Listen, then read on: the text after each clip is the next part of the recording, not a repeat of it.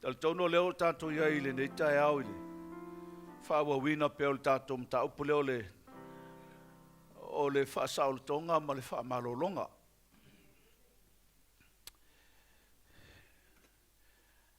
E o loe na lo tea mta upu nei. Ia e matala langa i le nofo le ti Apollo. E alau na hital ti Apollo le te me lo te mta upu nei. Langa i loa ia na ngā luenga la nga lue mai tua o le tangata. Ia e mantua mata ala la, ia e mantua ta pena le lei. Awe te whatamala. Le whapeo na mon mausunga il whawhianga inga. Il nei tae au. E whapena winga o le li o le lau langi pe au o ina sauni e ta pena e tala noi mta upu nei. E su e awala solo eisa e martamu whaifo le poloka ia poloka ina ia ua ni i whataunu wina wha moe moe lea. Me fo la le matua ta pena tātou wala au fo i le mana o le toto Yesu Keriso. Sau wina ai oe o lo wainga o le tātou e kalesia o lau whanau. Awai e le o matua nofo le o le laulang. Te le fo i tau sanga o ngā luenga le tuo ta mai tau wina ai me whapenei tupu. Pe ao ina tala noina. O nei la tātou te whau au pe ele mta upu leo le sport le seminar leo o le whaasaulotonga le iei le fasili na iei nāwha mai o le ale ngā luenga whaasauloto. Mua o le whaasaulotoina ma le lavia ina leo o se tasi mai ngā luenga whaatemoni. Ioi. Melo na lua wha mai o le whaasaulotoina leo se tasi mai mea o anga sala ma mea o lo whapenauna no whapolonga ai. Ona ngā luenga le fili po le li o le laulangi malo na malo. Nau au mana whaamtala atu le au na le atua ia te moni ia ma le ma ngā luenga o lo lato whaia. E le pe ona whaia tu sunga le au na le atua. E le whaavali valea la te moni. E matua welo ke nasi uma me uma lava le malo satani. Me fo la le ia matua ta pena le tātou whamai. Whamai la mea nei e whamai ua mae asau nia Yesu e tusa ma le luafe tau sanga taluai. Ia le tape nanga o le mele nei o le whaasa o le tonga o i tātou. Nā na malo ia le tusa i sei ono suma le tasi whai mua nala whai tau atu ia. Wa yo lunga le nganga pa ia o le atua. A wawa whaawina ue le li e tala i tala le i e tinga ina. Wa awina mai au e fusifusi e lo to momomo. E tala i sa o tonga le tawhianga, ma le matua ta tala ina o e ua fusifusia. Na walo ia mai lanwa le whenga inga tuai, le mea lela asau Yesu na te whatino le whenga inga fou. Lela ua o maila le tusa luka lom tau po e whawhai pa suma le walu, a ngai suma le iwa. O lela ua tala noa iloa i le whaatau nuina. O le mele na tāpena e le antua. Ua lewa na tāpena e le antua isia, na sila fia mamaua e le antua ngā luenga satani ala a ngai mai. Ala ia le tusi nā luka, lom tau po e whawhai pa suma suma le iwa. Ua yo lunga le nganga o le li, a wawa na whaau umai a te au. E fola le tala le i e matitiva, wa awina mai au e ia e wha malo lo i e loto momomo, e tala isa o tonga le tawhianga, ma ia pupula mata o e tau aso, e tusa o loto i e whaasau aina, e tala il tausanga e fina ngalo mali e mai ai le li. Amene. O Yesu leo e tala ina tusta ai leo lo tusi ai meia. Ma tala noa mai lola Yesu wa o ia lea na te whatau nuina ngā luenga whasau loto. Amene. Lea lai whamaila le mena Yesu o ilalo whamai. O le mele nei e tā ua o le whaasau lotonga ua ato atoa. E le ngata ua whamalolo ina tātou mai, a ua whaasau loto ina tātou mai ngā luenga satani malona malo. O le whaasau lotonga ato atoa le nā e tauna mo mia e tātou. Amene. Nā whamai, o le whaasau lotonga mai leo i tātou mai, mo mua o le angasala, lua o le malosi o le tino po le fles. Ona o inae awala mai ai ngā luenga satani, e awala mai le tino. A tala no le tino, le tala no i ngā luenga, po tuina naunga le tino, mana onga le anga le tino, o inae a mata mai ai. Aleluia. Whamaila ia le melon tolu, e whapenao na whaasau loto i tātou mai le malo satani mana ngā luenga. Whaafamai, e whapenao na whaasau loto ina i tātou mai mai. Mai o le tino. Whaasau loto ina fo i tātou mai le mativa. Amene. Sa waile i nāwhamai, e whai fo i ona whaasau loto ina i tātou i nei tātou mai le malosi ole angasala, tino, satani, whaamai male, mativa, ono ina e ngai ngoi mai aile li ole laulangi e whātou i laloina le tangata. Amene. So te lela na male tā ua ole mele ngā luenga whaasau loto le tātou tala noai. La ngai mawhai ana e whaolaina. A o lo ia mea nā ea tā upe mai, aleluia. Ole whaasau lotonga, tai peo mo le la au. Peke ki pia i lalo le la au luma o lo fale. A lai pipi ia al palpala. E ke vai fo le se aso koe ka kupuange fo. Ai manga ole ka pele la au, ola me ke faya. Fai se ngaluenga ia. Sei a ko ilunga, pe ma kwa fai se ngaluenga ka pe ia afa ko a pe lo. Le la wa e fa olainga. A ole la va ia me ia lo muli mai sa ia ile sa ia fia le fenga ile le olanga kuai. Le la va la le ia ve se o ka uol nga le fa sa lo konga. E pe on ka ko ile fiafil ngai. Amen.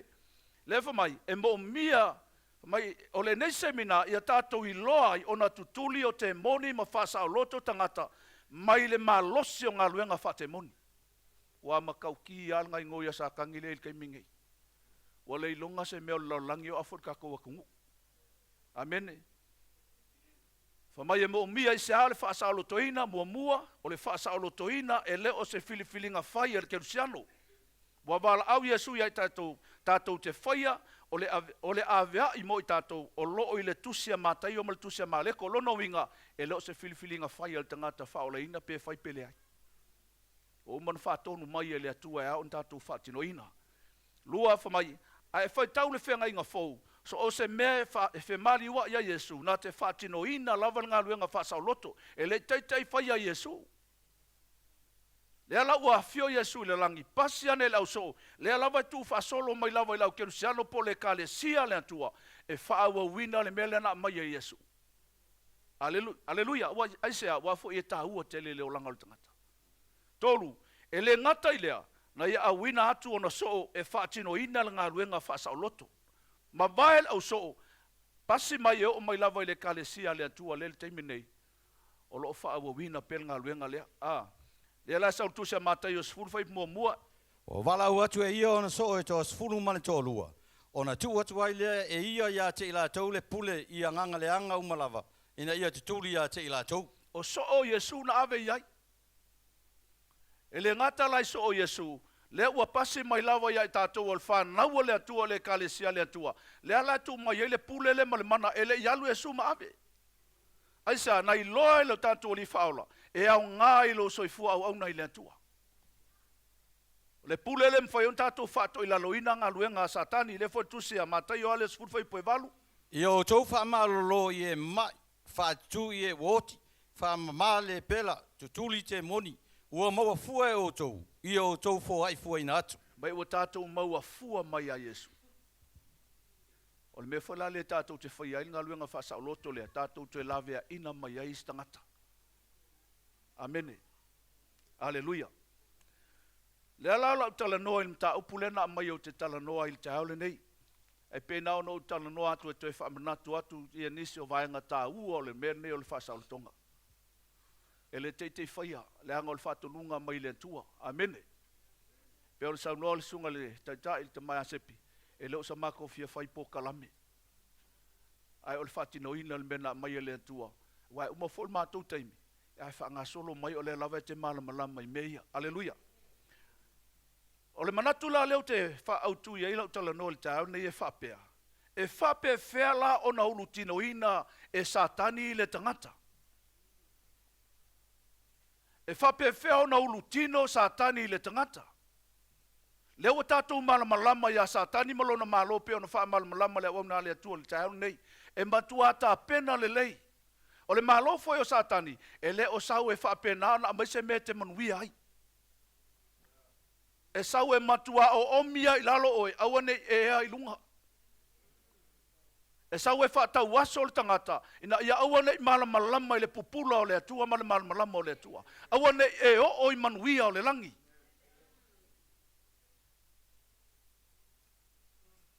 Lele talo no mai aila i mai, e whape whea la, ona ulu tino e satani, pe ulu tino ina e satani le tangata. Amene. Le pe on tala noa le au na le tua. E le o sausa tani e su esa tangata oti. Tangata lau atu untunga mak. O la sa we su el tangata o la e pe o e mau. A o le la tato tal noa. Ma whailo atu nisi iau a wala ma whaiai o na urutino e sa tani tangata le memo mua. O na o tato wanga sala. I foi tupua po o le whatau te e ma fau vale i le upua le atua. Amene. Le sa urtu se roma ilom tau pumo muofa i pasu valu toltasi. Ua whaalia mai fo le to sao le atua ma le langi le amio whaale ma tau ma le amio le anga o malawa tangata. O e taofi le upumoni ma le amio le tonu. A wa o mea le atua e ma whai o nei loa. Ua whaalia mai a te ila tou. A wa ua whaalia mai e le atua i a te ila tou. A wa o ana me le wa aia talu o na whai o le laulangi. E wa aia lava i e le mawhau i me na whaia. O lona mana lava lea e whaavavau ma lona atua. O lea fwoi wa le mautali ai i la tou. A wa fwoi na iloa i la tou le atua. A wa le vivi i ma whaaftai atu i a te ia i a tusa i le atua. Ai pe tai wa whaavale lea ina i la tou lo la tou tau masau salonga. Wa whaapoli o lingia fwoi o la tou loto valea. Wa valea i la tou a whaafia popoto i la tou. Wa la tou sui ai fwoi le mamalo le atua so i fua pea lava. Ma le whaatangata o le tino o le tangata i uvale. Ma manu felelei, ma manu vai wha, ma mea fetolofi. O le fo ina tu ina atu ai i la tau e le atua le amio leanga, i le tu ina nau o la tau loto, la tau te whewha leanga i ai o la tau lavatino. O i la tau ia o e uafsuia i le upumoni le atua, ma le upu pepelo, ua la tau mata tau fo ima au au nei mea na whaia, au atu ua o ia na whaia, o ia o levi ia e whawavau, a mene o le mea lea, na tu ina atu ai i la tau e le atua i mana o i maasia siai, a wa o la tau whawhine foi, ua la tau suia i le tu e tatau, ma le tu e le tatau, e whapea foi tane, watu ua i la tau le tu e tatau li whawhine, ina ua mūlo la tu whemana o ai.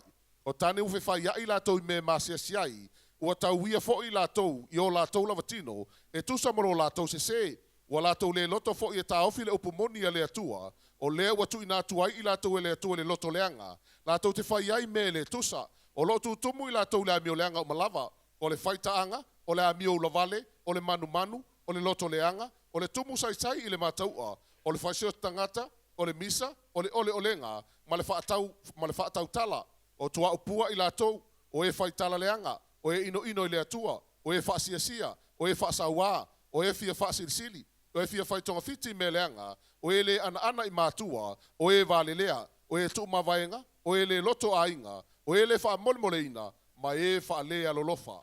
Amene. Wai whafonga i le lisi umi ana sa wainha. Mafu anga e lai po whaito toa i e ma whainta tala le tangata. E ofi elti apolo ma ulu tino ina sa tani le loto le tangata. Amene. Hai fo lao e halala i tahole nei ma e whafonga mai fo ilunga nei lai ai te iloa. O iai se mea afia i oi le lisi lea. O na e iloa lea. O ilai e sa tani i tu atu. Amene. E le ai ma se mea whapea mai e le atua. Ai vai ai na le upo le atua. O wha mo le atua na whai e tātou. Ia whaalia mai ai le mamana o ngā luenga le atua. Ia whaalia mai le tangata na whaia le atua, le sili ese ma le matautia o le atua. E le mana o le atua i ngā luenga ia aisea, le anga ua e te ese ai le atua mai le nofanga i tauna iai. Amen. Ai vai lai ai nai manino ina. O le tau atane, ma le tau afine. Amen. O ngā le live tātou. A fai foi o e whaafonga mai le tae hauna nei. E le koe mili whaawinga le upo le tua. Wo foi tai mesa e wai lunga le upo le tua. E le koe ngā kia i lalo le fionga le tua. Amen. Mo meo lunga li ka maloloa mau lunga li whawhine. Le wha mai le upo le tua e ino sia e le tua. Sa kangi ngai kua menga. Hallelujah. E tasi ar wha moe moe ngā whai ai e le tua le tangata ina ia ali mai ai ngā luenga le sisili ese. Ina ia vi ia ai le tua ilo naolanga. Ai awha pēr laulo iai le langona le o le ita, o le femisa ai, o le tele i o mena mai nana i lo lea. E li sa kangi ke lea ngā le sau whai mai tua. E le malamalama ti apolo i le mela i le mawhau o le tangata. E le malamalama fo i sa tani i le mela i le loto le tangata. Fato ai loa lava e satani le mea lai ta oto i le loto ma le mafau fau tangata. Ina ua e saunoa, ia pa ua e fatino fo se mea. E pick up loi na alti Apollo le mea lai ta oto i lo loto. Te lola oe, o le fai to alal na e ofi mai lo satani to tonu i ate oe. O na una i leo oe se fatau nu ua le mea lai te mana o iai. Ele sauri ki Apollo, urau lima e toso whaatata o me mga o iai, aleluia. E kilo ki Apollo, po le halau ngā yoinga o a upui e te sau noa hai. Tako kilo ia akamu maewa. Ele ia luaku ale ngaka ule apu, whaki mai kulou ku ule nguko ewa. Kulou alpa ia o le atua. A pau ale mea ngā whai ele ngaka, o le wha oso. Alaku whaalele whaakalangoa. Mai e mo i ngā whai mai le tua ke lua le ai la uma. Banga ia i o le mole o ngā upu. Ke lo le mole i o upo sakang. Aku ewa, le ai make ai la uma ka sia la au e whaasang ma pa ingi ma whioki. Ai vai lai whai markala le a sakang. Le ai, o le kai mea ke lua ai ai, pupula o lua maka, pe ia o lua ngisi fo ia kua. Lala mea kupu, kangoku mo le lima o ewa. O le lima o ewa nga kango le apu. Au mai, ku ule nguku, ko e vaku, ku ule nguku o kamo. Ioi. E makau kia a. E le kai sau ki Apollo koso whakakao e le malosi fo ki Apollo. Alang malosi ki Apollo wakala kakal fai ko ai sau ki Apollo. Amen. Kasi la le mafuanga. Mole ola kanga kai le sala. Kasi na fai ko ke le ka kala kanga kai o ar kanga e fa ola ingalis kanga ka. Amen. Ai fai manu ngai nga sala e ngai me laiki. Ele se mengo se nga sala pai. Ole ulpo. Amen. Mosa mo lulum tau po sulima foi po lusu mal tolu. A wa ole fo vale. E tu sa ia male anga sala ole fatau raitu. Ole fi nau vale. E tu sa ia male anga ole tapua i tupua. O e la fua ile fionga yo. O lea wala fua ai o ia te o ia le fai o e matupu. Amen. Le fo mai e ku kusa le leile anga sala ole fo vale. Male ka ngaka e kapua i le fa e fo le muli fa kaulaiku. Ku kusa fo i le anga sala o le kangaka e finga o vale, ma le kangaka le kapua i kupua. Oi vai lan makau kia mol kangaka fo vale. Aka fo le fo ua pule. A le ke le io kangaka e fo ua pule. A o pule o malava e mai le kua. Amene. Fa pe fo la e fa fonga mai ngika e au kako ainga. Aleluia, ai ke loa ke fia fau pule. O ngai lo lea. Lea se nga oi mar fa kaulai. Yoe, ele koe ngā kia le upo le tua. Amene. Ale sau ile. Ele se upo ha ufa molo le upo le kua lele. Ale fai kaulo kuspaia. Fa mai o afor ka ngakai finga vale wa ole se ore makua finga wa. Ki nganga se finga o le vale. Wa fo ele se fa mo e ma lo lang finga. Ai fo mai ku kusa le mar ka ngaka lai fa lang ku puanga le fo ya. O le mea lai mo e longa loko, le mau lunga nga longa loko lai ling finga. A le nga sala le mea nga. O le fai koko ala nga e fai ngofi mai ad ki Apollo. Ma fa le nga i lo so i fua au na ile atua. Amen. Melonga lua, mai anga sala o tātou mātua. Se meo se anga sala sa whaie mākua, lea la ua mawahe mākua, ai pe fōringa fo ilele, lewa solo mai ai whangau le anga sala lea. Aleluia. Le peongo whai ako le anga sala, pe ol mole afo, o le la au ele mawhaionga, o le wheku, ele mwhainga ave ese se vangaua, sa irunga lea, sa ili po lal po ngai. Ka uan ngā luenga whasa o loko. E ke vai aku se whakai ka inga, e ke vai aku i se ainga e koe kiki ale anga uma uro kangaka. Ioi, e umama ile le kali ile ma ya le anga le ulu le anga le ulu le finge le anga e fanga wange fanga ka wanga se le anga le ulu e mafua isa fa mai ka ko se le mai ku fa solo ale ainga le ke le ale anga sala lai lunga o nga luenga sa kangi le nga ngoi mai ku le la fai ka waku le soto lus fu fai mo mua nga lima ona fetalai mai leo le atua nei upu umalava ua whapea mai o Yehova lo atua o le na au mai o na linu o ai kupito o le mea sa nofo polo ngai awane I fai mo o eni atua ese I o uluma awa e te fai mo o ese tupua ua ta po se whaatusa lava o se mea o le langi lunga po I le whanua I lalo po le sami o I lalo le whanua awa e te ifo iai awa fo e te au na iai awa o Yehova lo atua o le atua fua o le tau iatu le whanau le ami o le tonu au la tau mātua e o le tupulanga e tolu ma le wha o e ino mai a te au. Kupulanga e kolu ma le wha e kau ia le atua nga sala la kua makua amen o le ngā wenga wha sa loko e mawhai o ngā pau aleo le awala e mawhai o ngā ave se ai me ngā mai lunga ia ke o se wheku upo se wha amalaya wa ngā le manga o le atua e le ia se polo fesa o la langi ngei po o se siaka ngā kai mwhai ngā ave se ngā ko akasi ale ngā ki mwhai ngā ave se ngā o Yesu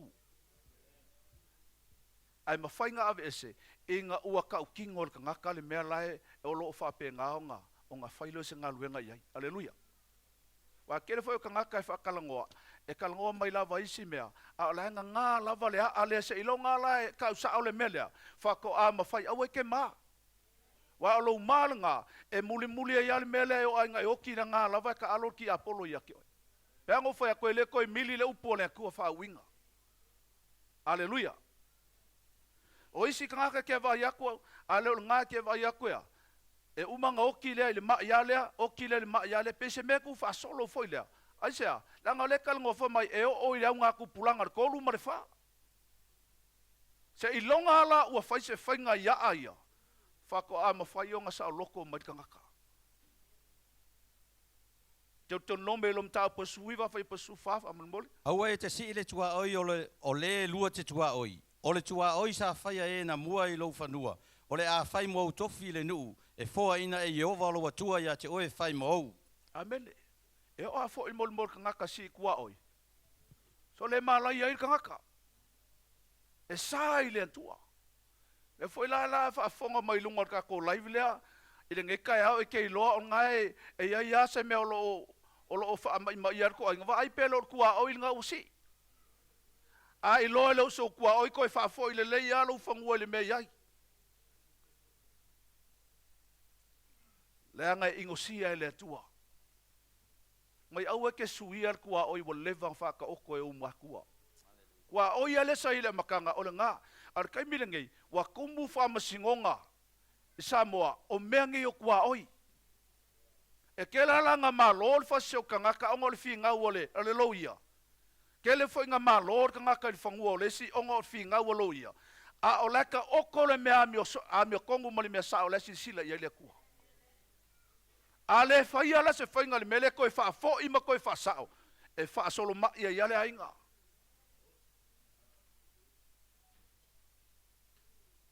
Aleluia.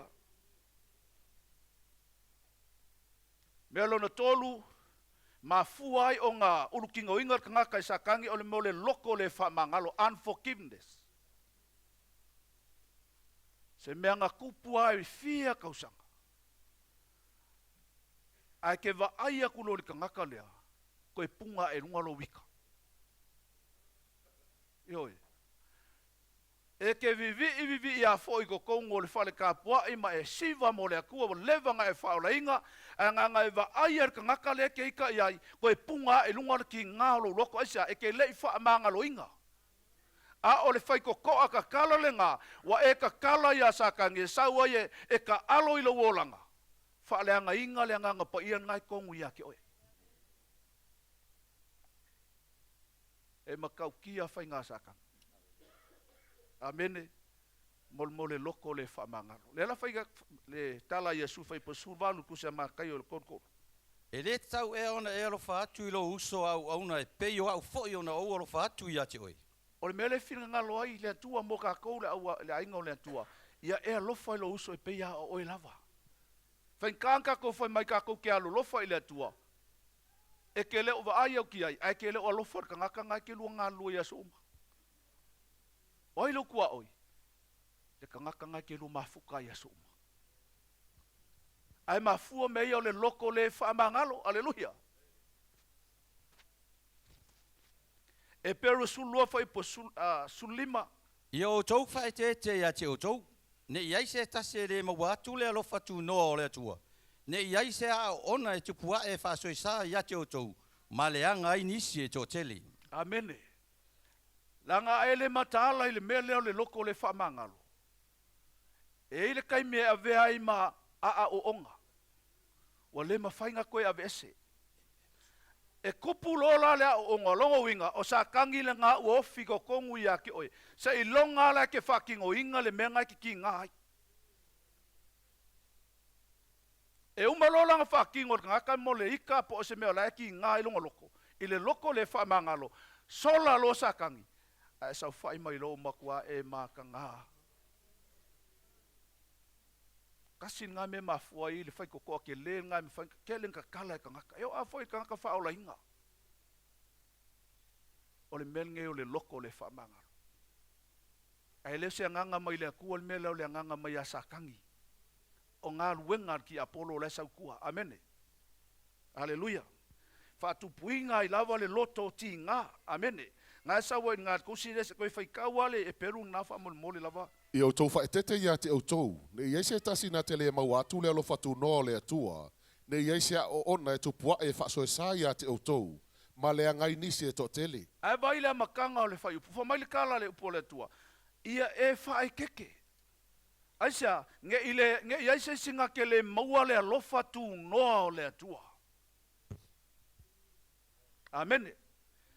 Ai mafuanga le maua ka ngaka le alofa tu noa le atua. Onga ua iai lea o onga lea. Wa kupua e onga le loko le whamangalo. Amene. Ai vai le whamai e whaaso e sala ia ke oia souma. A o inga e whaaso e sa ia ke oia souma. Or ki Apollo. Sakangi. Amene. Ale mea sili langa le lei. O le a whainga koe maiska ngaka. E a whainga i lau whangau. E a whainga i fōilo o langa. Amene. E o a fōi kongo le kalesia. E a whainga koe maisi. Pe a ele whaia se whainga i le whaikoanga e ka pungi ai. O le loko le whamangano. Amene. Mea ngā sa kupu ia Saulo, ma kawika. Ngā umanga whase e kawika o le koa fo leo koriaka o mailo ma whawhinga sai ukaka, langi whikali ai le lako pese. Whamai kala isi whinge, e ua whase e Saulo ngā o le afe. Ai whase e kawika ngā e se furu afe. Kupu loma le loko ki ngā ia Saulo. Kuri lo e Saulo kawika e whasioki. Lalan meang kupu, ngā makua whakumuinga i le nganga leanga. Ai sia o le a onga laua kupu i longa loko. Ka alo i lo masakangi. Ke lo larka unga o Saulo. Ngā pule Saulo i longa ola. Le kaua Saulo muli ale ngauki ai. Ngā kaua i mafiliskia. Ngau ai ngā alu Saulo fesili mo meo kaulaiku. Waru ese le nganga o le kua. Le makaukia ngā molmol ka ngaka i ele loko le whamangalo le kalisia. A ngā fio e se ale nganga o le kua. Saulo masakangi, sau whai e ngofuanga, kaunga ngofu ai le nganga pa ia. Amene. Makua whai a ori ki Apollo se ilonga ke vai vai. Amene. Pe foi ole. Lua sa moelu lom ka po su kolu fai po lua kolu ngale mal fai po kolu lua ia. O ma vai tau sanga e lua. Ona iaile ia Absaloma o e sele fulfulu o mamoe i pa ara asora e la tane e faraima. Wa fai atu Absaloma i atali umal tupu la tau te o iai. Wa fai atu i ona tapale atali i o sama le uso ta vita. Wa fape atu awane i manatu lo uali i. Wa tama ia tau lele a uma o alo le tupu. Awa ua nao amanono ua maliu. Awa ua pulea o ia e Absaloma. Talu mai le aso na ia toso ai a Tamara. lona tuafini. Amene. Le leva ngā kupu o le melea. Ngā koso ai e amanono lako kua finge fo lele o Tamara. Ai sa keu ai le loko o Absaloma. E le whapea ngā kupu ngei fasio kilo Absaloma. Ka amilo Absaloma ma le ki ngālea. Se i o ai ngā whakaungu e Absaloma le mele ki ngāi. Longa loko le whamanga. E longa uso amanono. Amene. Wai vaila le makaukia mole loko le whamanga lo kaka. Molo whakanga inga le mele o loki ngā. Hallelujah. Hallelujah. O lesi mena iei melo na wha. Ta ia pe ola fo ile tino, o le kano main. Hallelujah. Mafua mai ngai iei le, ia upu ngai fai mafua mai onga ongi kusi fai kau. Ia po ongi kusiaka le manguia. E mafua ai ongo whaaleanga i ngai lo mafaufau. E saule ke vivi i le sa wai fiu e lulu ese e ke vau ke si o kau lima ai pe o lakau ai mai ar ki Apollo. Amen. Hallelujah. O isi mea mo mea nguspepa ingo sia. O la yaka le manguia. Hallelujah. Yo ngai kai ma kwa sa ar kel fo. Ai alu ilunga kel fongi e kumu i mele manguia la yai. Ele lei ke fongi e fesoka ia makua mainga, soka ia mea nga. Asonga lave, wa fafao mai ai e kangaka le fao la inga i lunga ngā luenga sakangi, mo mea waka le manguia. Mo moe ala io, le ainga po ala e kau le moe ilesi. Ia wale ngaka whanwhanga ua o afo e iska ka makua o kau le moe le wawainga. Hallelujah, e kau sia o manga iangi mea o makamakai. Hallelujah. E whale anga inga e kako mawhau. E le ngaka i ngā, ko lau ape ngo whako e le koe ngā kia mea ia langa le kupu. Wa whai ai fo i wheusua inga le manguia i lungor ke le fongi. Ngofo mai o i lesi sa moa, ngofo aku lesi ngai, ai whai wheusua inga le manguia i lungor ke le fongi. Aleluia. O inga i kua o menga. O sakangi. Ele o saule li o le laulangi. Saunga ke a maia se mele lei. La sa we whakau ngu ulanga misionga. Ali misionga sakang. Fasi ngaoi wha umakia. Misionga nga sakang ile sa whakau ngu. Kan kou fo el mea nga ele nga. Kia ireska malo le si long ko lua alu si finge o meia. Hallelujah. Foi ka ko fanga u ku pulanga.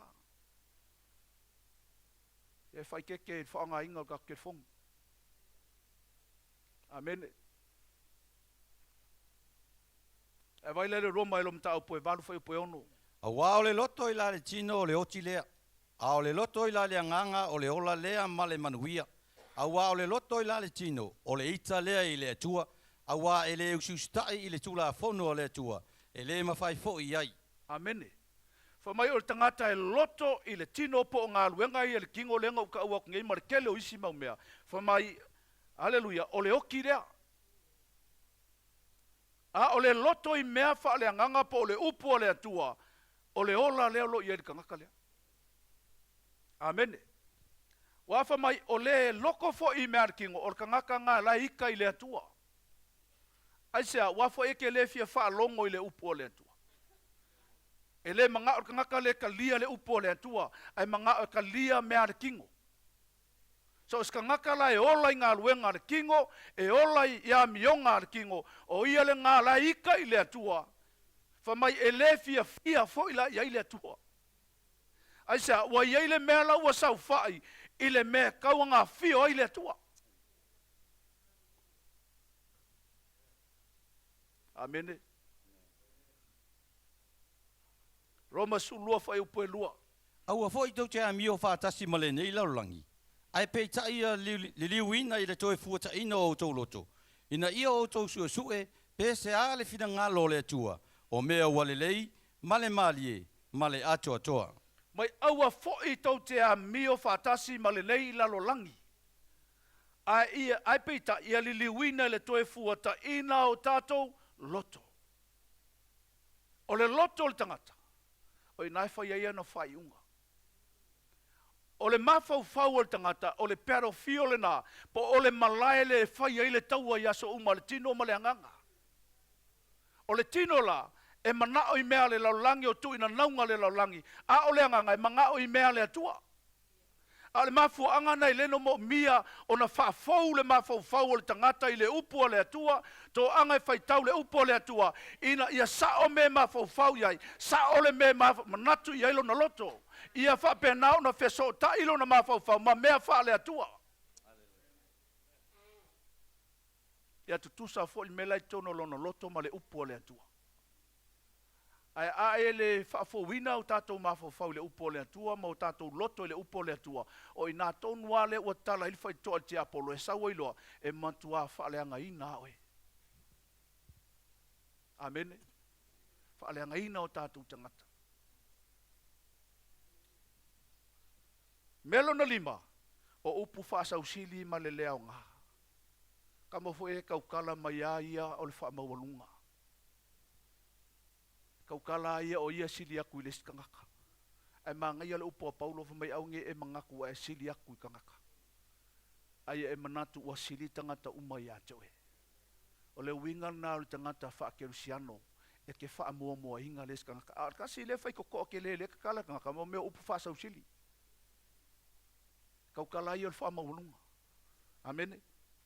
E rei ma se upu fo lele kaukala mai ai se mea e ke iloa i whaamawalalo longa loko. Kalangoa ia o ia o au, fia ia ai lei au ngau lea. Ke lori ia ngau lea. O le umi o le isu. Ngala vea ilis ka malon ma kongu whaiwhaiwa. Ioe. Ia loko pāpār ko inga ai punga nge ai lunga le ia. Wale ia pia lele fo le iskai. Ali whale ia ku le nguko le ia ku le mangawar ko inga. Hiki a whale kongu esko inga. Ile makau kia mo le hau.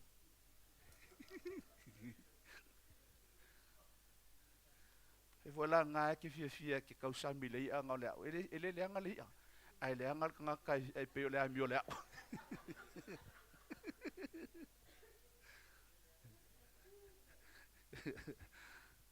O upu fasa usili kasi nga fai koko ai ka kala kangaka. E mo fai ai o nga fale anga inga ki apo. Ma o winga fo inga mo fo linga ngaka ele o ia ile tua ia ke ia. Ele o fua i fua fale anga. Amen. Mo upu fasa usili. Lua Timoteo mta upe lua fai po sumoleon fa molmol. Aia e tau mamau ma upuleanga ma le lea o ngā. Awa e tupu a tiri ai le a mio whaale matau. Amele fo mai kau mamau. Longo winga. Alu ese ai loe ele o nganga upu kaukalai. Afo e fupe foi. Amen. Alu ese mai ai. Aleluia. Ku. E fa mai kupu akili ai molmolea. A mio whaale makau. E makua le ava alkanga ka whapea. A oa ngaika e lafa o kale upu ala e pula mai makakanga. Po le afo ole kumu o sau wha inga ngi whaife au po on kaka ka ua o ngale fia kua ngai nunga lafo se upu kele. Ma fua isia. Or ki Apollo le wha ngā inga longa laulo whaiva. Amene. Ke lo o laulo whaiva o ngā kai whakusa le upu ale atua mole mole. Fue ulo le va. Ke leo se meli leke va ia kula lange lunga sami. Asinge ia kamai fue uli lehi e controlling a akor kingo akol va. Amen. Fakusa fo il fa ngukol mol molea.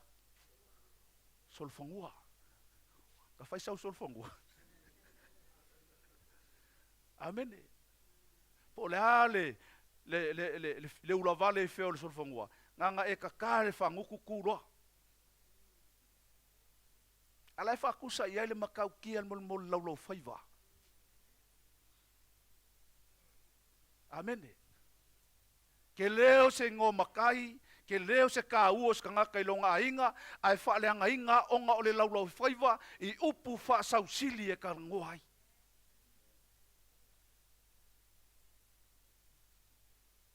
Whaaleanga inga i whailwala ua le li i lo wola. Kauntrua o le laulau whaiva. Nā wha mai o le ola ma le oki i whea. O le upu le mai o le pule. O le pule le laulau whaiva. Amen. A wha akumu lau ka kou laulau whaiva kulou i le upu le akua. Se kau kala mai au le upu le ola. Kau kala i wha malosi, kau kala mai le fio ngā le li.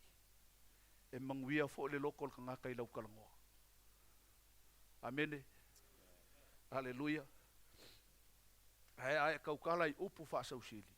E le se vi inga o le akua e mauai. O le aka ngai kua e ka umai ai. Le ka ngaka o le sau wha i aisa kangi. Hallelujah.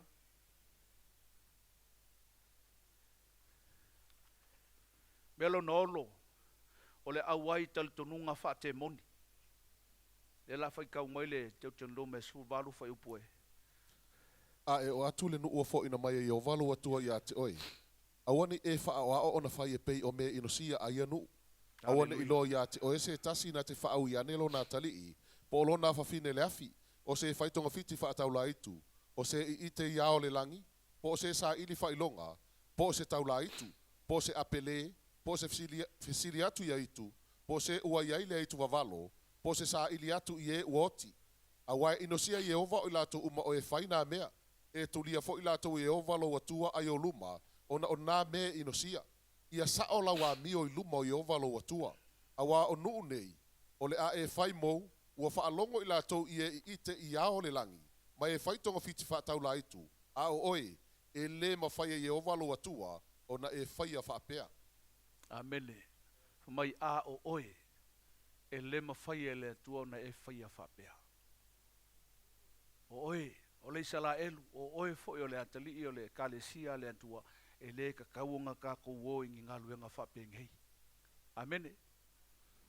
Aleluia. A waia kui ngā luenga po kari kongunga whake mongi. A kong fo o le ke, wai kongo le whaolkanga o le sa e alu i se aso, a o i sa moe ke le whaola inga i whaipele. Su e ai so mai. E lau e whaola inga, ai le se i a le ala ngā. Amen. A kongo foi o le ka ko ke ngā lulu e lava, a o le fo e ke alala mai sa e alu se mos ka foi whaia mo mewa. O kusivili, e wha ngat kuspa ia mol morki. Amen. Ke mangkua sa moele, le si maliwol mako ai ngā safai. E ai ngol matou. Se o tolu. O lewa. Lewa le fa pe kai minga ke le fa la inga nga vola ka kilo mo foi penga o fa la inga. Ia. Wala i lola le ku per ma khoi. E fa mai lo mo le selinga ka o ke lo le a foi le fai pelele i ka su e nga po ile nga ngoi. Ma olo. Usala le pisi la inga le fa vila. Ale pisi ma o su el fai pele po fe la kore. Ma ko lo ma fai pele. E ke lo ma fo faus ka ngaka ka masa salo. Ka uro ile lile ka ngaka le. Fa mai or ka ngaka kongu wala nga. O lo la ia. O lo ngai le linga le ako ka mai male mele.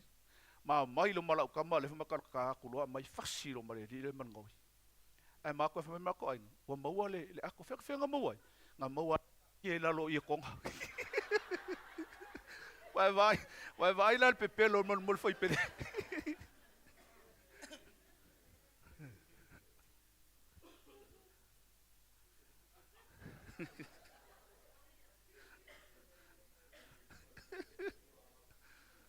E makau kia pe pelo sakangi. Ah. Amen.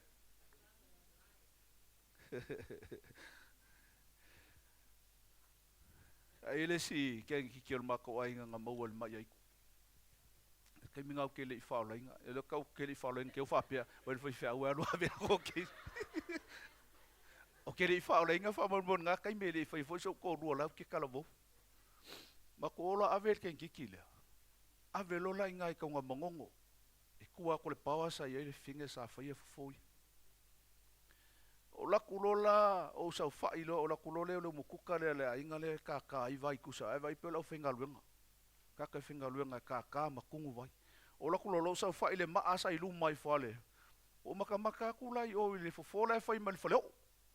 Al whaleo o lai, fola lau papa, ai maa vai fo lele fola i whafua. Ia o sau whai ala bomong maka, ala lai whao ngasi uso le, ia o lau le ka uolonga ingoa. O lau whao ngai le akuar kei miningei. Wa whai au. O ia la ngā sa ulu ai le iku leo kere sa. Angel pa ia o le ngu ufo i. Ngā whaile le uso le fofo. Ar finge le fofo. O le finge e waku si usenga e ulu ai le iku fo i le sa mai o i kukuila. O i fo i o kuiakua. O ngā whala mo makamaka aku le finge le. Ai ako mai lo i fafo le finge le ia skamalenga fo. Denga whaia fo. Ako mea sa ufa o lunga maa. Au wakunga. Wa koe ku lunga lengua. Sa vali aku loku i kua. Ia mai kaua mai le mele o ki kalangoa kuai. Ku ai kua ngā. O le finge. Ar finge nge le fiki solo le mai ai. Mala au malo mal ngaka i kua le umukuka la e whai koe kunga vai. Si i mele ulo vai vela. Si i mai lor ngaka le ulo vai vela. Le vai vela le punga le asa. Kango kulo male li ilias. Kongil falfala i lunga o le finge. Kongil falfala i lunga o le finge. Vai aku lo kango le li le ulo vai vela. Sa a koa i lunga o le finge le. O a ulangi ngofo mai fafo. O fa kali po la mea wa kupu le finge po wa vela vaku le. Ioi, wa asa le ulo fo eleska mai ulo. Ai o nga susu e esa le falfala. O vai akunga, wa ke a walu ese leiku, ai le ai ma se mea le finge supe mu.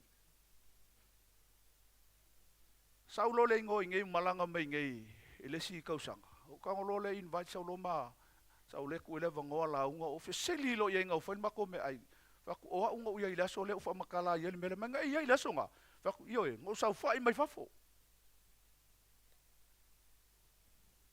ai fa mai kala ga kale ku sa le kai milanga kongi ko ye fa fo ku sa le ila la kapo mai yesi ke mongi al waku ku ikua ikusa o ia la fa longo i le fa ko ngunga la sau.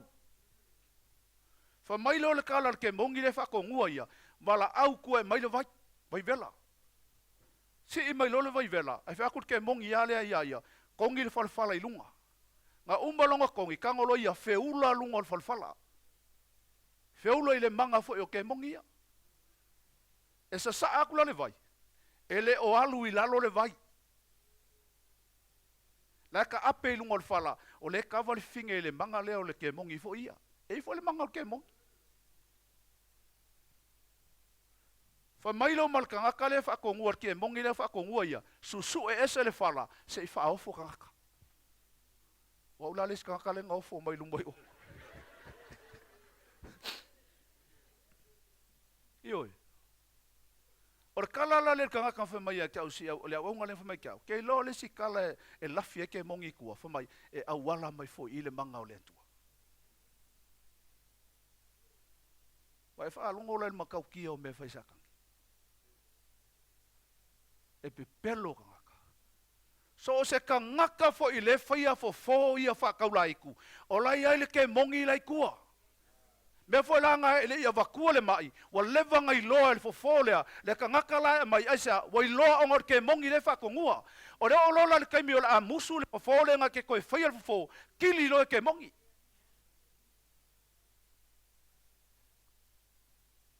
Kou wha longo le makau kia mo meo ngaka o i mengi o ngā luanga whakaulai.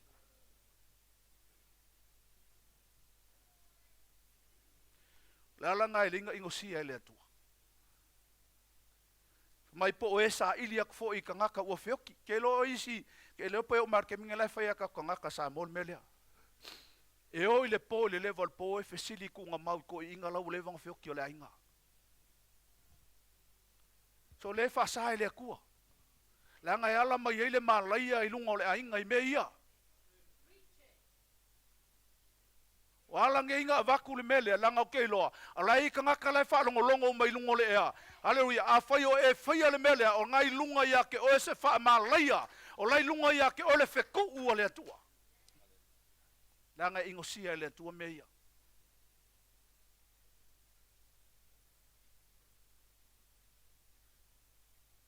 E olo lar kai me muso e fofonga koe whai al follow of ya mga asuilonga o langa. Pingi lo ke mongi. E koe la vea ianga vai ang whai. Whiako o lale au ngā meio whang sau ia wakule sau waile le wha mai whaka ele le mai. Mai ele alu ese mai. Ai la ngonga e ke mongi le mongongi o kakanga.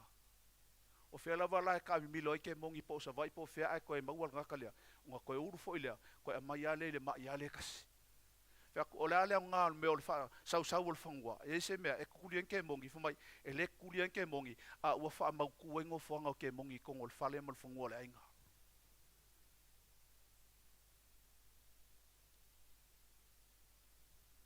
Kau kia ngā kai alu I meia. Aleluia. Fiku, mo meo kau po inga se. Kele o kau po inga ia ingai. Aleluia. Ese la kau kala inga male upua le atua. Narkala Paulo whamai e anga kema. Whamala ia inga. Aisea, langa wala ko mi milo se inga le upo le atua. Me whanga le inga whaia Paulo ia kimo keo ia e longa vai kongulea le upua le atua. Ave sa o le upua le akua. Ngisi ngeo e kale sia leo ke ka waku kai au ngeo ke le fefefo e ka waku. Amene. O le malumau e Yova. Aleluia, a whapea fo I leke alala maisa e iai ngā, aleluia. Leo ka waku ia ko e kele mea e whapea nganga whemilo sa I e ka ngaka I le upo le atua. I le kari kongu fo I la kou I le kaukaspa I o le atua po persona o le atua. I le kari kongu le ngoa o le atua. Amene. Kele a wa onga la iai e le kukusa ma le upo le atua. Oisi o le mamonga. Haleluia. Ya fa pe foi le ke la mai ngi kai au sa ai pop kiso ia ka poinga. Wa ka ngai sala mo ngem ko fai pop kiso ngai aki oi. Yo isi mo meo ka poinga foi fa ke mongi. E ba ai lunga ole I upenga ka fa ilangi o I Amerika. Wa amaka nga o ka mai ki I meio loku fa ke mongi. O ia kei loai, wa laka le fio mai o Yesu. Wai fai ko le fio mai o ka ko li faola. Wa le ko malo sa kangi. Wa makwa sa kangi le pe ka fa longo yang ngi kai. Wa le ko sa vali wa lele. Asia fa ka ngu nga po kalame me manguele yo o mai le yunga. Kere yang ka ngakai ave seodi. Haleluia. O ngai le mga sa kangi ke manguia. Haleluia. Lesi mea longo valu mo mole nganga kau fa se. Kele kat kongunga ma o onga se o mai. Me whanga kupu le kalesia leo kalatia ngā lainga ika Paulo. Aleluia. E luaku Paulo ai whamai ua. Merkala Paulo kalatia vale ai. Oi enga fa se ia ke o kou le upu mongi e le antua. Fai keke foi ka koua ka koi fia me folor kalimalo. O le lako o le kanga kai kala iaku e whamai, ia fio mai se whaiska ko mea ai kakal ngoi le upo le kua. E le la lau kal ngoa ai ke lava ka penga. Amene. Ai whamai le upo le tua. Whamai auange e ofo alofa I ka ngaka whapea. La ngai alu ka ngaka nga ai ngofo I ko kongo lo fale le nganga o anga kala inga. Ke ale waba kua li uloku wakut ka kasafa o le inga loku le fa o le inga. Amen. Haleluia. Se ka ngaka sa makua fa nga inga ile kua ke ba ku o koe kala I mail kala inga se. Haleluia. Mafua o ngā luenga sa kangi renga ngoi mai kua. Bo mua ki mo kelum ka po fafa I po mua ngai lua. O lo tau tino mai ele nganga. E o ese nisi fa tua tau sanga amoli. La tau te fa alongo ia nganga I fa se mo mata upo te moni. Ono le pepelo tanga te tala pepelo, o e o whaamuina o lato lava loto fua te ifo, I le ua mea asa. Aleluia. Mai kako whai keke mo meo ka ngaka fo ie kala, e a mai o meo kala inga se ma o onga se. Pea ngo whai a korki aporo, e le sau koso whakakar ka ngaka me mga oai. Ai ai anga awala e mainga ke whaasese inga i le mawhawhau ka ngaka. Mai le upu moni e le atua. Amene.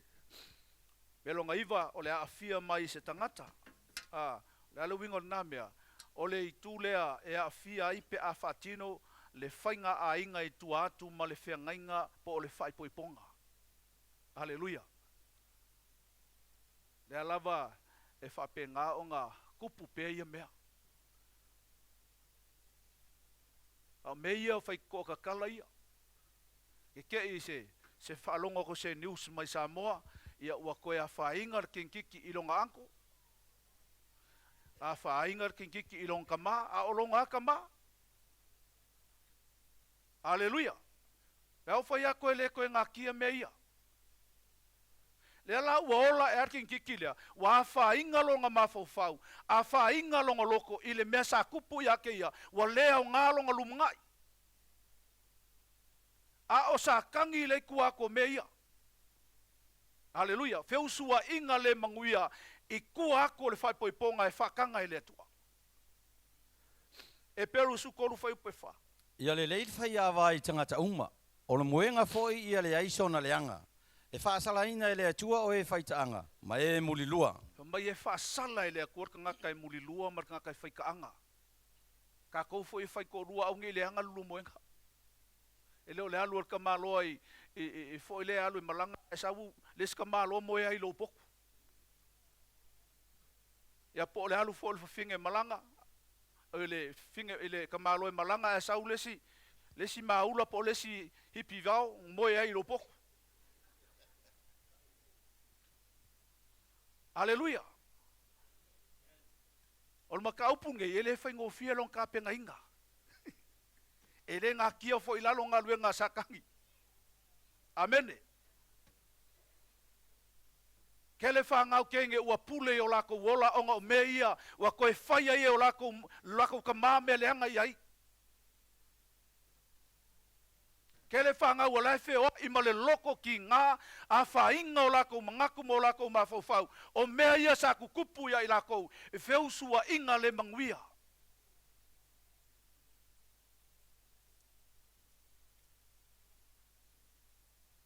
Sa kangi ngai kua menga.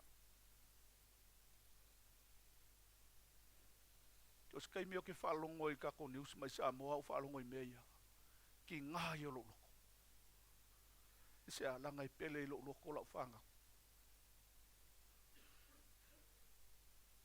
Mai se a mengi o whanga o kingi.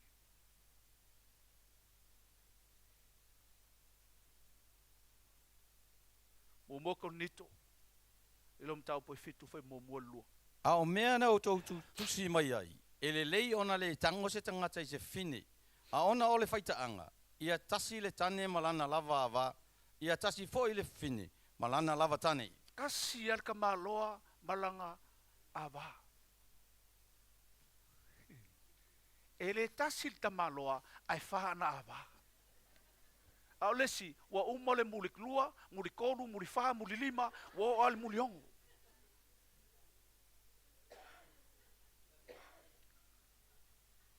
Ola makuale mafaufaua. A o sa kangilai kuaku me ia. Haleluia. E o foi fofinge lako. Fa mai o oele ava kasi alau lau tane. A fai o lau kangel ngā le sa lu fai poipo mai fai e lau whangau o lau tane ana. Pe ke vaaya kua umau mingumi o lima, u pele lima o lau kangel ngā e kau koa i rumo le kua. Lau kangel ngā le ngalu fai poipo fai e ma lau whangau.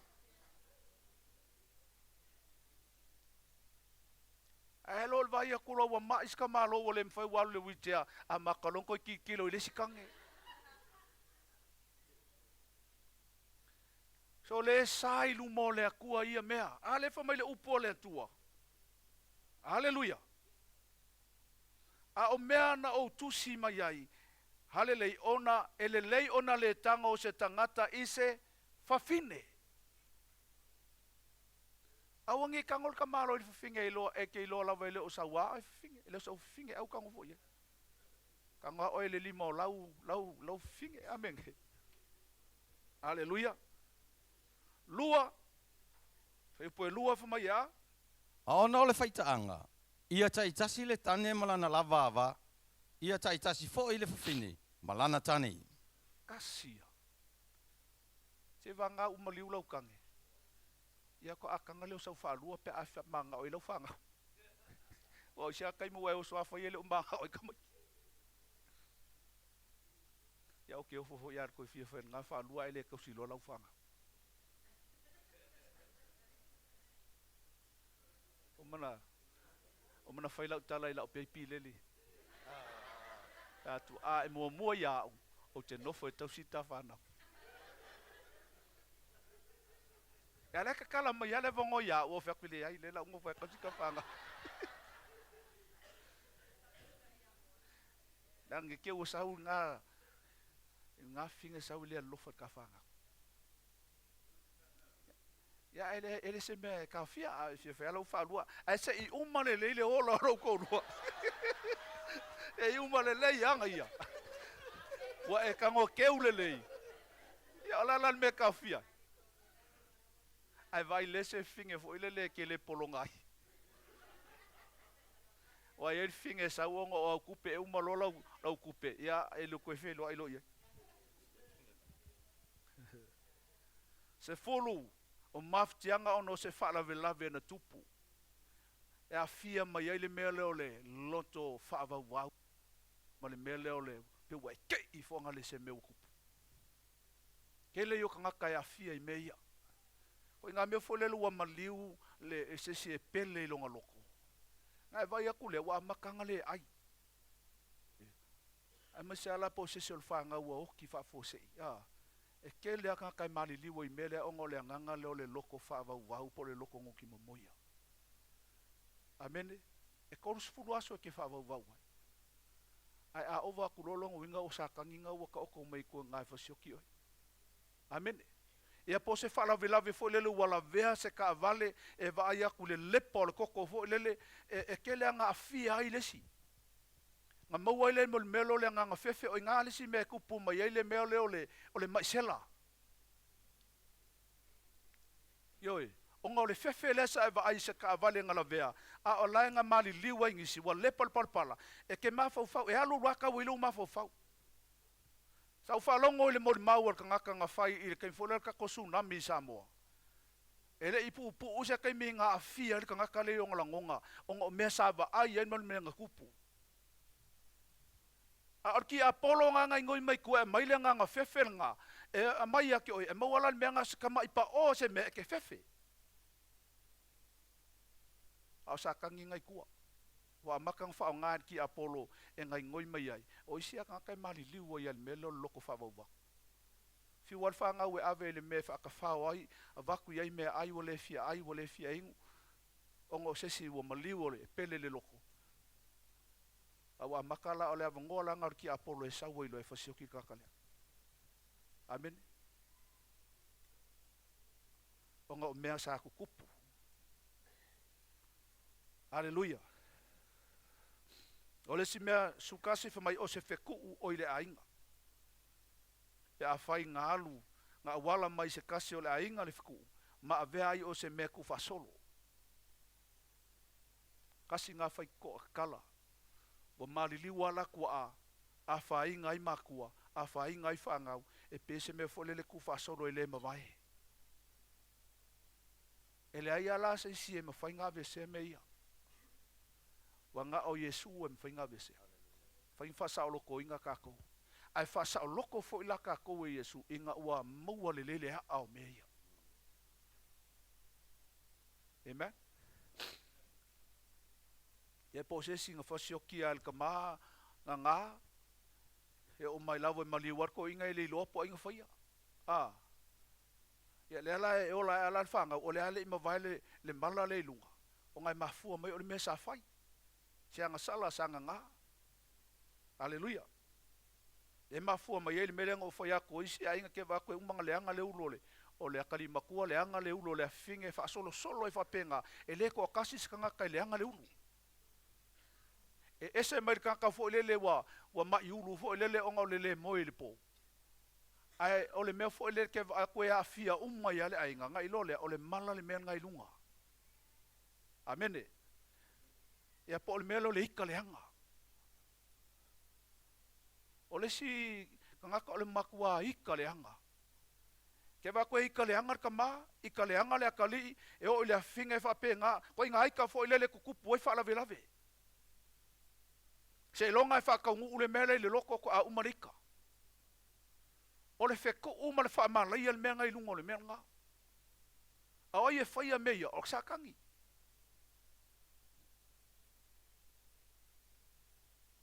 Ia pose mai ku fa solo. Aleluia. Fa ka oko lusu mo le ongo fa upelua. E pe yo le manulele o wharuai. Male pe pe o whelele ai. E wha pea le whetu whai fua e le o. Aleluia. Fa pe ngal mol mol fe ku e fe lele le ai e pe o le mangu. E fe lele le ai. Kai pe o mol pe pe. Ai vai le mangu le pe pe. O ol mako e ku e fol mako fango sa il me ka o le hanga pe pe. Ai vai le mangu le ele ilo po la kai me ku wai. Ele solo e langu riuli ska mai mangu wa. Ale fa kusa e le ku ol mol fe ku o lai fe lele le ai. O le kai me ala ku o le pe pe. Longo winga o ka ngu ul fe ku u lungor ka ka le. Ar kala fia e ma fai e Yesu fa sa loko o i meia. O le ka ua nga ngi po kala me ka ko ki fia. Inga e fa sa loko inga ka ko i meia. Amen. O le si me ma fu ma yai o le mole ulunga le unga li ke ke. Ma fu le loko ki nga po ka ma onga walu le finge fa ko lua ki ai. Ia pe alu fo le fo ile le ka ma loa ki ai finge onga kupu ai le loko kinga. E la iske mi lau koe fai al ko rua finge. Ia por ka malo foi. Ai va ai lo ye e ki nga le loko. Aleluia. Wale ai se me ka uosea.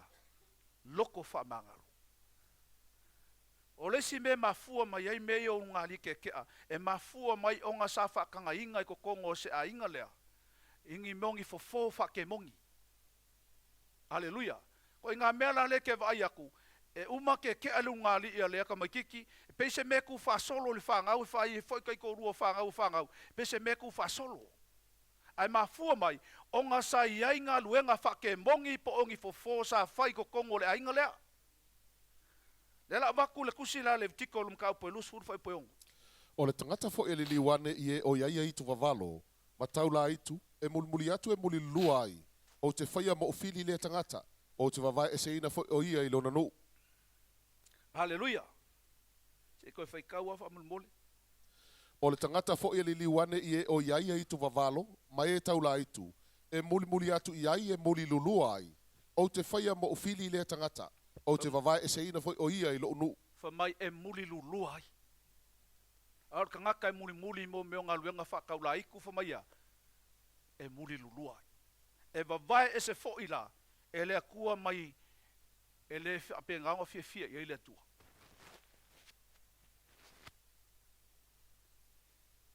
Aleluia. Kasi ngā mafuanga o menge i o ngā li ke kia. Le ngaka la e muli lua whale nganga. A e muli lua fo i wharkingo. Aisea, o lo i aisa kangi ngai kua.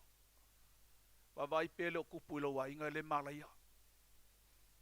Ai mafua o ngā, koe kilo pele i whaia ingi ngā luenga whake mongi po ngi vai sa whai kongolo whale polo wa inga. Mafua ni mele ke waku whai ko ulua lo wakali kea, kea. Whai ko ulua le finga o le mea kasi, whai ko ulua le sia wakali o le mea kasi, ke waku ke angele ko ulua le anko molong ko ulua, ke le anti molong ko ulua, ile ainga le kasi. O ngai lolea, o lei ai le wheku u ngai lunga e mafua mai, o ngā luenga whake mongi sa whai kongol whale pol whangua. Aleluia. Ka ua ion ngai mka upu. Ke malama lama i ngā luenga sa kangi e whai. Sukoru. E mai le ia e ki Apollo kako. E ango whai ako e le isa ua le ngaka a mai le apu ku le fonga o eva. Le yo nga pau wali me sa fai sa kangi. O le whao soso. Interview eva pe moi. Amen. Hallelujah. Lua Timoteo lom tau pelu fai pelu sumaleonu. Ia lato wala mai fo ina moe le mai leia ti Apollo. O e ua maua e ia. Ina ia whaialo na lava fina ngalo. Amene. Fa moe ngar ki Apollo ia kako ko ilalo. Ai fa mai ia lako wala mai fo yo enga moe mai leia ki Apollo o e ua maua e ia. Inga ia whaialo na fina ngalo. Amene. O le si mea manatu na ia ina. Ia fa mai. O isi mea mafuanga ia lei o ngā po fai ko kakala ia mwhai ai o ngā ofi per ki Apollo maur ki ngoingat kangaka. O le awai aku i whai ngā whake mongi. Amen. Fa mai la ia o se leu si ta i le upua le atua. Pe a whai tātou te whaia pe awai atu i whai ngā whate moni. Fa mai o skangaka makua leu si ka ia kangaka e awai me ia i le tua. E uska i le tua. Amen. Te nome na sfulvalu whai upa iwa sfulvalu. Ai o atu le nuu ua fo ina mai e ovalo atua ia te oe. Awane e whaawao o na whai e pei o mea inosia ai anu. Awane ilo ia te oe se tasi na te whaau i anelo na tali i polo na fine le afi. O se whaitonga fiti whaataula itu. O se i te iao le langi. Po se sa ili whailonga. Po se taula itu. Po se apele. Po se fsili atu ia itu. Po se wa iai le itu vavalo. Po se sa ili atu i e uoti. Awai inosia i e ova ilato o e whaia na mea. E tulia fo ilato i e ovalo atua. Ai o luma ona o nā me inosia.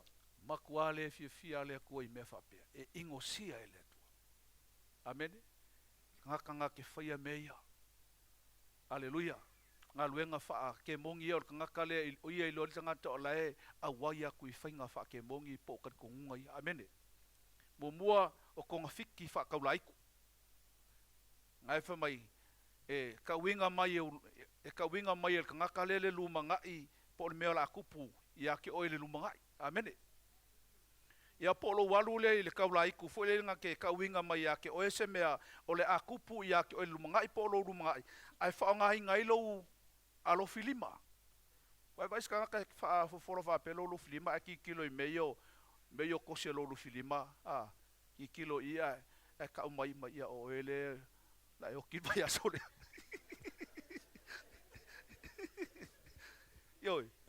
E whaongali melea. Yoi. O ise ko kol pele, se pele whapiko fo lele. Ai kau mai aki oe ke alu i whea, kau mai se me ke alu ai. E ke rua whea loa e ngā maskangaka fo lele kau inga mai lau rumungai. E whasa ele kua. Ia kongu fo o leke alala menge kau mai aka mai. Sa e alu e fo ingi me whapea. Ngā alu fo fola lo lu fili maskangaka. Ai kau mai lau rumungai. E sa ele kua. Amene. O le simenga iai o le ike ia. Ia o le langi e sa e le tua. Se mawhai o na tau mai ni mea o le atutupu i le lumangai. Aleluia. Le tiko suiva fai pulusu ma le ono. Aua tau te ai mal toto. Aua fo i le whaitonga whiti i whataura itu. Aua fo i tau te ite ia o le langi. Aua fo i tau te ite ia o le langi. Amene. O mua Samuelu lom tau pa sulima fai pa lusu tolu. A wā o le fau wale, e tusa ia ma le anga sala le whataula itu. O le whinau wale, e tusa ia ma le anga le tapua i tupua. Wa e la fua i le fionga iova. O lea ua la fua i ai o ia te oe, ia le whai matupu. O le tangata e whai an melea, e la fua i le tua. O lea kor kangaka i le usika i le wha longo i le upo le tua. Amene. Haleluia. Ko lufa mai se sa ili whai longa. Ia por kangaka fo lele o le faia me mangeka e faia se me fa le ngai le mafo fa o kangaka me fo lele ngaka e fai me mangeka ia o ke loa i lunga ise si fai me mangeka i kongol ka ko ai ai a faia o ngaki fia ke makamaka i me mangeka ngaka fai me mangeka o ke makamaka ai la ngai alo lo ale skai mi wa e ngo foi lo maka pe le manga o le ku ma me la fai kangaka le e alo lo skai mi se lo mafo fa pe o me mai le ku me ia amene. Fa se kaulaiku o se fafinge po ska malo e faia kongo fiki fa kaulaiku ya le pe ngo faia ku me momua nga fo lele faia mo me ku sivili vai ai se kanga kai faia ku sivili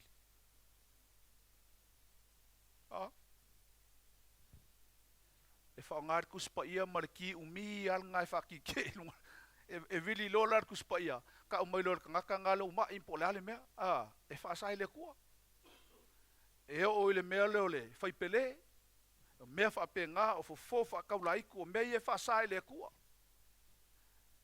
E le wha kanga inga le kua, me longa lima, se apele. O se ngā ke wha moe se tangata, o na nofo lea ma, wha kaukala ingi mea sa kukupu. Vai vai skanga wha pe wha moe skanga ka ai wha kalangoa, i mea sa kukupu longa olanga. Amen. Me longa ongo, se fesili aku ia iku. O se fesili makau pule pule ma nganga leanga, le pengo ka ua, ke lo ngaka o i kunga mau le level po o i fesili ka ngaka ua feoki. Me fo nganga fai Samuelu ur kaimi nga ua fio, e se ile nganga pa ia le, fai e foi e Saulo ur kaimi nga oki, e Samuelu. Ngā ur kaula iku e fesili e fifa ku maile inga le nganga o Samuelu. Ai fa sai le ku me ia. Ai ku maile nganga o Samuelu fo mai e ke le ola e ke oki. Ele lavang ka ngua. Se ua iai la iku wawalo. O se mawhai o ngā whailo mai. Se o loo su e inga po ka ngaka lai le iloa. Le masanga e vai e lunga e isi ki i aso i mo po kalame sa whai ua e isi whawhinge. E o iei ka ngaka e ka umai mea lang whio ki ka ngaka malmafu anga oki ai po o whiala e oki ai au whiala iai. E whasai le kua. Haleluia. Se sa ili e woki. Se kaula ai ko sa ili nganga o ka ngaka ua whioki. O wikar kongu ia mea. Ava pefo i leke whafonga mai lunga mai mo mai ka kolai. Al ngai kau kat kongu e po ngā ua e kat kongu ai. E whasae le upu le atua. Mela aso o ai ngā whamai. Sa welol fesili ngai. Whamai e a fia pe koe a fia le ka ngaka. Fo lea pe urku inga ingang kelsi ako e ke mongi. Whamaka koe mawhai ki a poronga ngā urukingo se. Se ke se a fo iska ngaka kelsi ako. Or kari i. Whai ka ngaka ngai au kafa. I. E mawhai ang koe urukingo inga kako. Urukingo sa kangi a kako. Pe a kako le makala. Mai ele ngata ua whaasalo toina tātou Yesu mai no tanga o le sala. Ai whaapea fo'i ma le pule malosi a sakangi. E le whaapea la o le a kako le koe anga sala ai. Amene. Mga kua le peanga whai aku. E ke whaola inga loa, whaola inga lo wanganga. A olo kingo, e lei whaola inga, o ingala le ka alo mai a sakangi. Amene. Ka alo mai o kako mafo fau mo kako loko. O le winga fo ngar kala la apostolo Paulo ke whaia pelo kingo mapolonga i aso uma. O ke fasio kia pele kingo nge i aso uma. Ai se alanga o le kingo alea. Lea lava awala mai inga luenga sa kangi e wha alea o ngā inga ilo o langa kau mawhai mo le atua. Amene. Lala e whamai me momua. E whao ngā sa tani konga whiki, le peong kako kalango, iai lua konito ilum tau pe lufa i pasukasi. Ina ni, ole ngia i tātou e sa tani, awa tātou te le vālea i an tonga whiti. Ole ngia kako e sa kangi. A mai ang konga whiki whasei ngai kako, ai whamai aungi kako vālea ai. Aleluia. Lua konito ilum tau pasukasi fau pe tolu. Ai o te whewhe ina nei pe ona whaasei ina o e vale ngata i lan tonga whiti. E whaapea on whaaleanga ina o tau manatu, ina ia le tonu i a keriso. Amene. Pai island meang kupu ya eva lenga ku famakala ku ngange. Was se eva konfiki. Okay, lo le fa pe ngaka ku eva. Ole eva ka ko ele ko se konfiki sakan. Ai e makala ke awa e ko se kai. Amen. O ngā whaaleanga inga i leo kako mangaku. Inga ia kako whai aile mele kusa madwhiri ngalo le tua. Al mea langa sili o ngā whainkale i le mea kupu. Le ngā ewa maa kamunga, ngā whiai. I le wha maa laia lea. A whia u male larolangi a koa. Mer kupu o ka vika, nga o whangau mo le mga walo tina male anga sala. Ai mafua mawhea a maka mai le sala lea, a maka mai o ia akamu mai wa. E umaloa ngai whaolainga, whaasaulokoinga o ile upo le atua, o ngā momoku lo leo le mana le lunga ia ki oi. Aleluia. Lua, awale, mai aunge e kua vangoa ki Apollo. Pea ngo whea koe le sau ki Apollo fosi e kosolo lima maave o e whaisianga sala. E sau whao soso kako. E ke kakala lola le vangoa ki Apollo po ua e ioi a sakangi. Onga ka maua lola le vangoa sakangi. Kai iei oi se mea lai ke mga o iei loko. E whao soso inga la oi, le mea lai le mga o iei loko. Le mea lai ke mawhau iei. O le mea laua e mangaku iei. Me whala le ka ua inga makua whapa ia o kako mawhau mo kako mangaku i le upua le akua. Amene. Ngai sau le Efesol mga upu e whawhau i losu fiku. Aua fōina i tuina atu e o tau se me mautu wai le ti Apollo. Me auange e ku uak se me maukuat ki Apollo. Ai vaila il kusa makai o sulua whai po e whakolu whalima. Pe alu i whafol tanga tale anga leanga, o na whenua ia i le o ia i nuu nau mati, wa sa ili se malolonga, ai le maua, o na whapea nei le o ia, o te fo i atu ila ufale na o sa wai, wa alu i ai, o na iloa i lea ua tu ufua, wa uma fo i na taftafi ma teu teu, o na alu i le o ia, wa ia au maia isi anganga e to fitu, e sili lo lato leanga ilona, o na lato ulufale atu ai lea, wa no nofo ai, o na sili ai lea o na leanga le tūlanga o le tangata, i lo le tūlanga mua mua, e whapea fo i o na whai le nei tupulanga leanga. Amene. Mai au mga kuri sakang. E le malolo. O ye keilo ye fo le loko sakang i lako. E fo ilonga ye mawhau. Alu sui se ngofuanga e ko mai le se mea. Koe fa mailo mal mawhau sakang. Se koe fo i koe whalele nga kuri mai ia. A saula sakang kilo aku. O le ngau longo winga le ma se upu whakumu winga o e le upu le atua. E le o afio fo ile nganga pa ia. Nganga umanga wha o le inga o e kafi e se le asol nga wha asa o loko inga o e koe fo ia ilo wolanga kuai. Fo mai lo masakangi Lau alula e mai au ka mai e kofiku. Alole ia mai sia nganga e kofiku. Fo mai o mai loa ngo ngofo i kongo le fale lea. Ai vai le lupo le atua fo mai ua sili ako o nga le anga le fale lea. Ngai lo le mesa iai mo mua. Amen. Au ka kukua vangoa ia sa ka ngima longo malo. Roma e valu ongo fai pasuongo. Tau te le ilo ea. O le tau te tuina atu iai o tau e whai mau auna e ana iai. O ana au auna o tau te ana iai. Po le anga sala e o ai le oti. Po le ana e o ai le amia tonu. Amen. O le mea ke kua vangoa iai. O le mea ngai pūlea oe. Ai kua vangoa ile nganga pa ia le kua pūlea oe le nganga pa ia manguia fo i au lasanga uma. Ai kua vangoa fo i ngā luenga sakangi. E o le mea lava ngai ke e pūlea lau kangaka. E kaungu ufo i la kaungu unga lai mga o iei sakangi.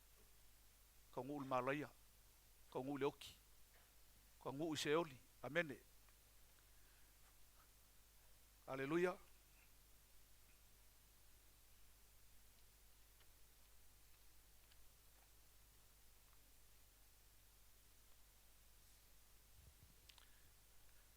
E la faa.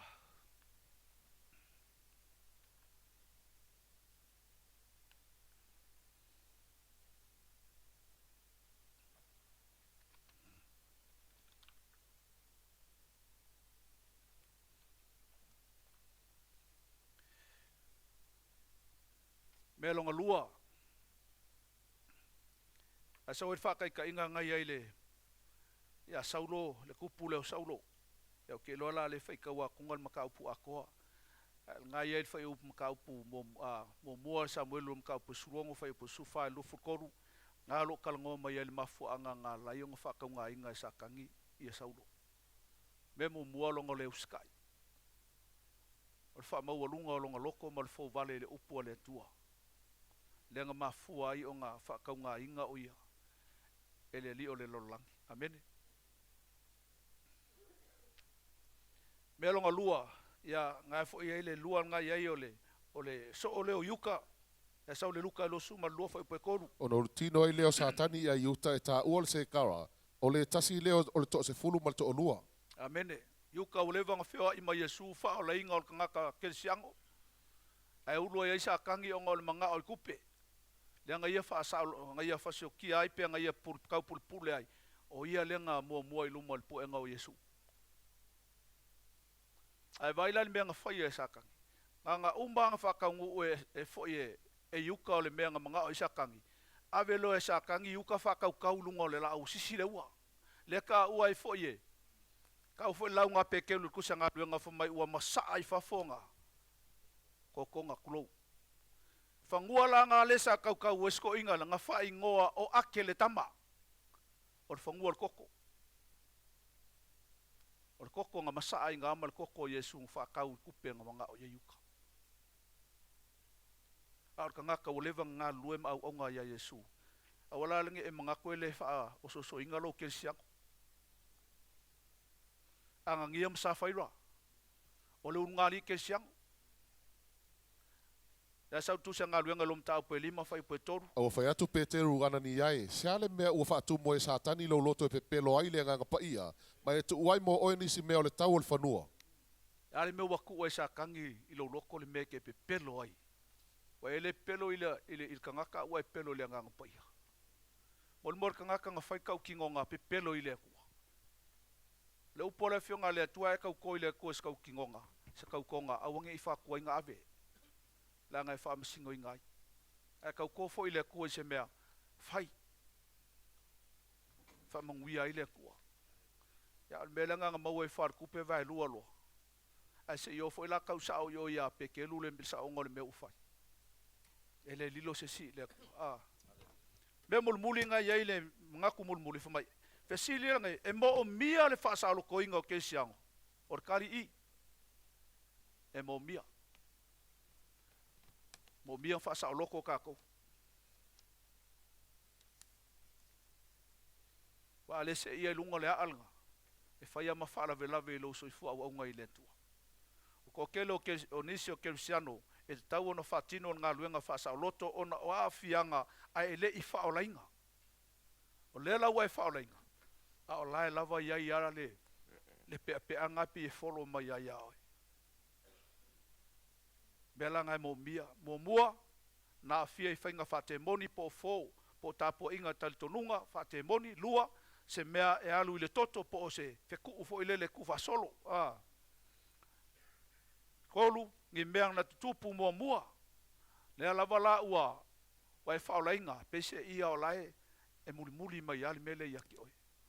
Ko ngā mea fo i lele sa whaise lua whakasi desi whakainga, sa whaise lua wha mau masisi.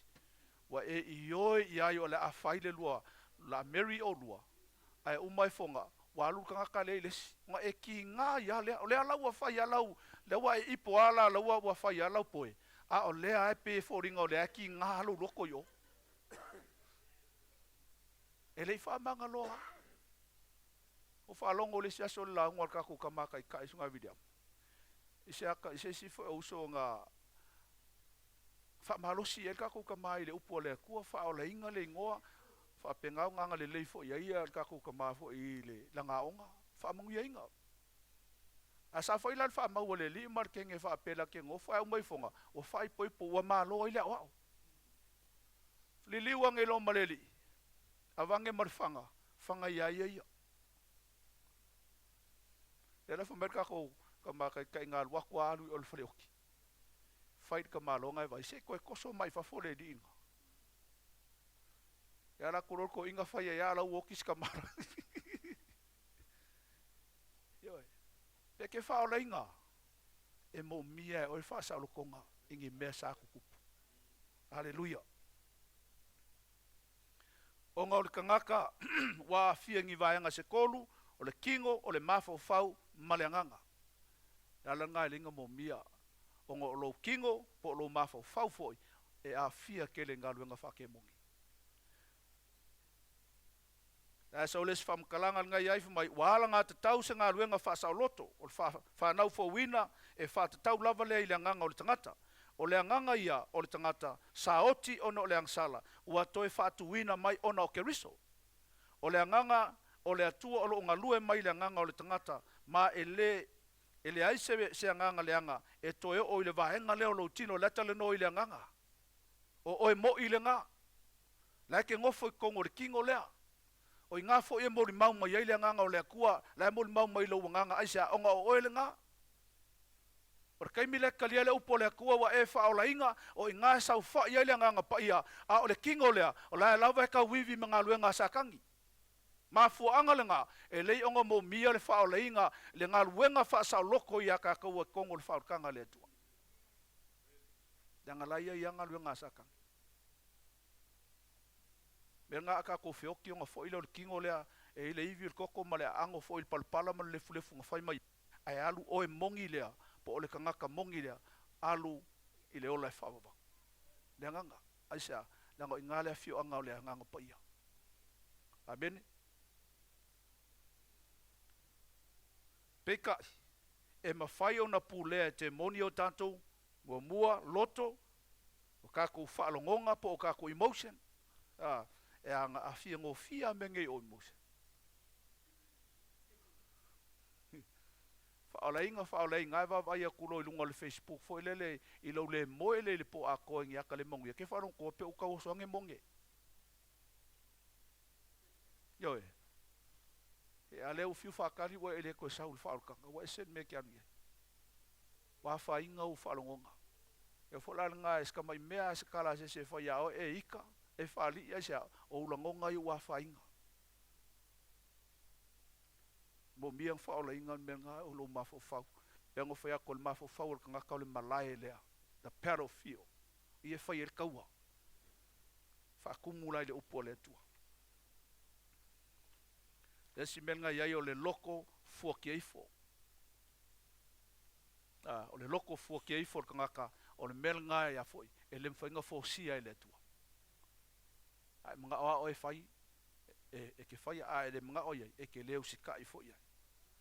E lai whamai iai, e ui lava la i le a whaina o le tātou whaoletanga i ngālu. E le a whainga kako whaolekanga i ngālu e ngā ke mongi. Ai ma whai o ngā whakoi lalo i ngāi, lo kako wola whakerusiango ise aso. E ale whaia ngā luenga lea whaasao loko iai kako. Amene.